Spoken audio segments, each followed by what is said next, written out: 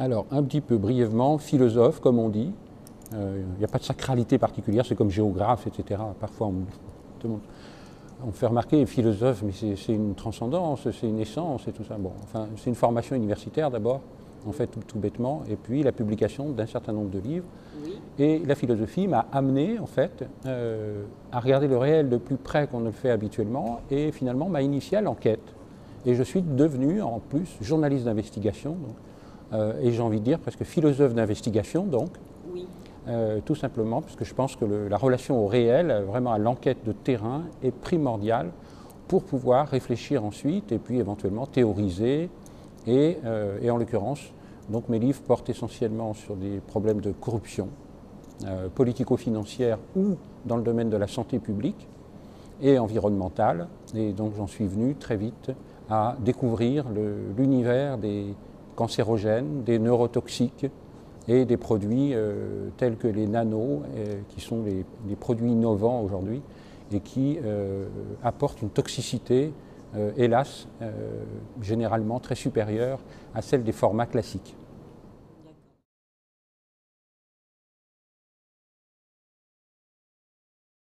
Voilà, c'est cette ingénierie des molécules aujourd'hui qui produit de façon incessante tout au long de l'année de nouvelles molécules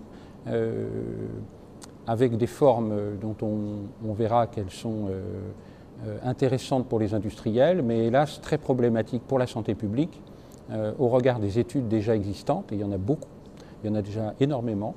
Depuis les années 80-90, en fait, on connaît assez bien ce qu'on appelait les particules ultra fines, qu'on appelle plus généralement les nanos aujourd'hui, celles qui sont produites surtout intentionnellement, à des fins commerciales, pour dire les choses, et avec un mépris pour la santé publique qui est totalement ahurissant.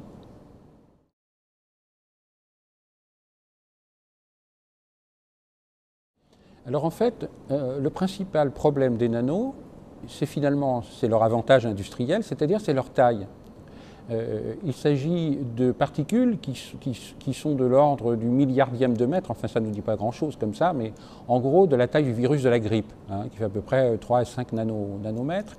On est vraiment au stade quasiment de l'atome, vraiment des toutes petites molécules qui sont produites donc par l'ingénierie de la chimie essentiellement, ou aussi du secteur pharmaceutique aujourd'hui.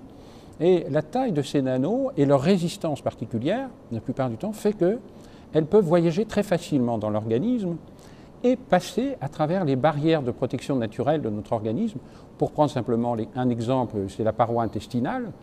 La plupart des nanos traversent très facilement, elles se retrouvent ensuite dans le sang, et une fois dans le sang, elles voyagent dans tout le corps, et elles peuvent rentrer dans tous les organes, y compris, pour beaucoup de nanos, dans le cerveau, malgré la barrière cérébrale de protection du cerveau. Vous savez qu'on a une barrière hémato-encéphalique, comme on dit, qui empêche normalement les toxiques de rentrer. Et les nanos rentrent assez facilement. Alors je développe les manières de faire, de prendre le bras d'une autre molécule qui, elle, est acceptée, etc. Un peu comme quand on veut rentrer dans un bal alors qu'on n'a pas d'invitation et donc on suit un invité. Les nanos procèdent de cette manière, en fait, de façon évidemment physico-chimique. Et une fois dans le cerveau, parmi les neurones cérébrales, elles font des dégâts épouvantables. Elles passent aussi la barrière placentaire, par exemple, pour la mère qui ingère trop de nanos, à travers notamment l'alimentation. Eh bien, on retrouve ces nanos jusque dans le fœtus. Et là, les études aussi montrent que la barrière hémato-encéphalique, c'est-à-dire la barrière qui protège le cerveau du fœtus, se trouve endommagée. Et on a des processus qui font sérieusement penser à ce qui va donner un syndrome d'Alzheimer, par exemple, ou de Parkinson, ou d'autres maladies.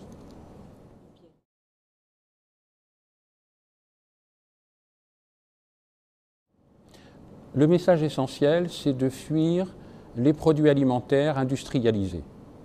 Voilà. Aujourd'hui, les grands industriels de l'agroalimentaire, systématiquement, mettent des nanos là où auparavant on avait des substances qui pouvaient d'ailleurs avoir une certaine toxicité, mais dont les dosages n'étaient pas du tout les mêmes que pour les nanos. Il faut être beaucoup plus sévère sur les quantités, les doses de nanos intégrées, et même changer de modèle, puisqu'on sait aujourd'hui qu'il n'y a pas seulement la quantité, il y a des synergies entre les nanos, et avec le corps, et à l'arrivée des dégâts qui peuvent être considérables pour des doses qui pourraient paraître faibles.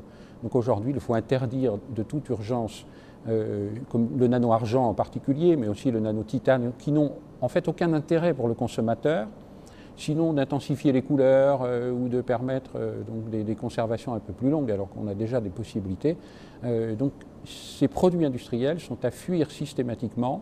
Alors ça milite en faveur du bio, je pourrais dire entre parenthèses du bio qui n'utilise pas de nano, parce que là aussi il faut regarder les choses de près. Bon, la charte AB par exemple inclut l'interdiction d'utiliser des nanos, donc ça c'est une bonne chose.